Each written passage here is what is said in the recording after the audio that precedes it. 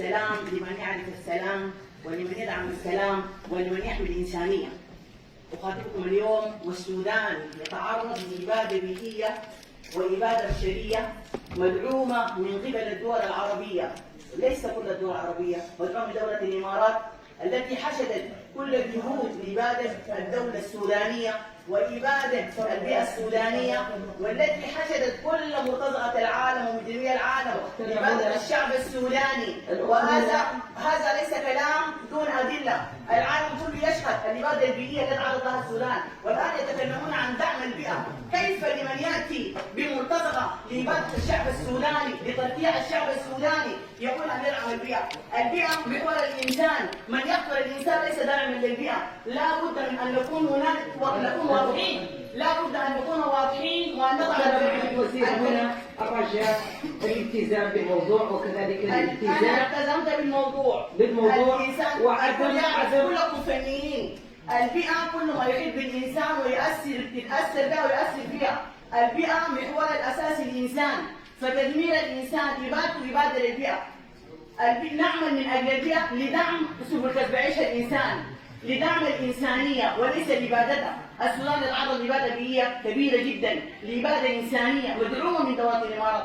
هذا ليس كلام، بأدلة وبراهين. الآن رفعت الإمارات على في الفاشل مدينة السلطان، مدينة السودان. هيهات الشعب السوداني غادر على إعادة بيته، غادر على إعادة دولته. القوات المسلحة السودانية الفضل على الكل وعلى الجميع، والكل يعلم من هي القوات المسلحة، من هم السودانيين الذين عملوا على بناء الدول العربية. ليس تفاخر وليس منا، ولكن حق.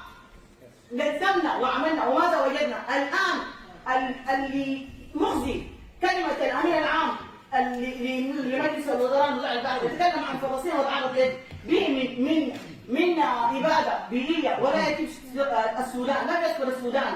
لماذا؟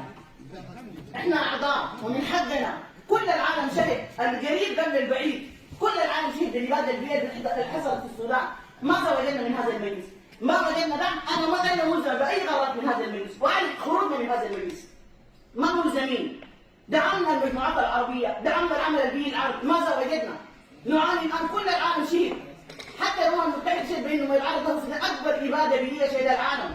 من قبل من؟ ماذا قدمنا للعالم؟ كل الخير قدمه السودان، خبرات السودان في كل العالم يشهد لها، عمل السودان في القوات المسلحة، كل الدول العربية تفخر لها، كلها وما استثني دولة، كلهم تدريباتهم كانت عند الكلية الحربية السودانية. ماذا وجدنا من الآخرين؟ إدانة واحدة ما قادرين تطلعوها من هذا المجلس.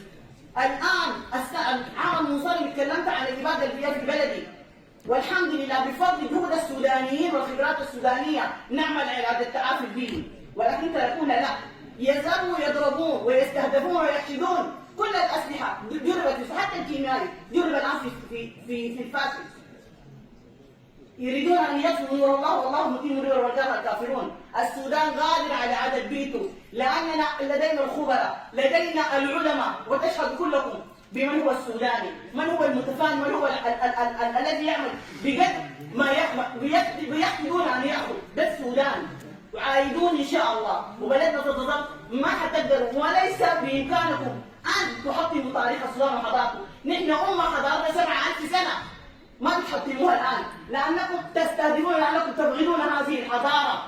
نحن ما أمة لنا 50 سنة، لنا 7000 سنة، قادرين على أن نعيد مجدنا، ومجدنا موجود، وشعبنا صامت وسطر كل البطولات الحمد لله.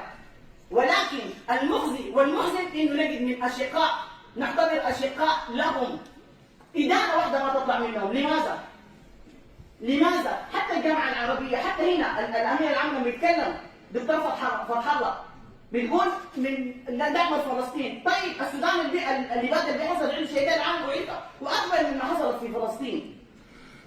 انا ادعم فلسطين، ادعم كل الدول، ولكن لم اجد دعم من اي دوله. الان في مرحله التعافي البيئي عملتوا شنو؟ بتذكروا 1 و2 و3 سين وسوف.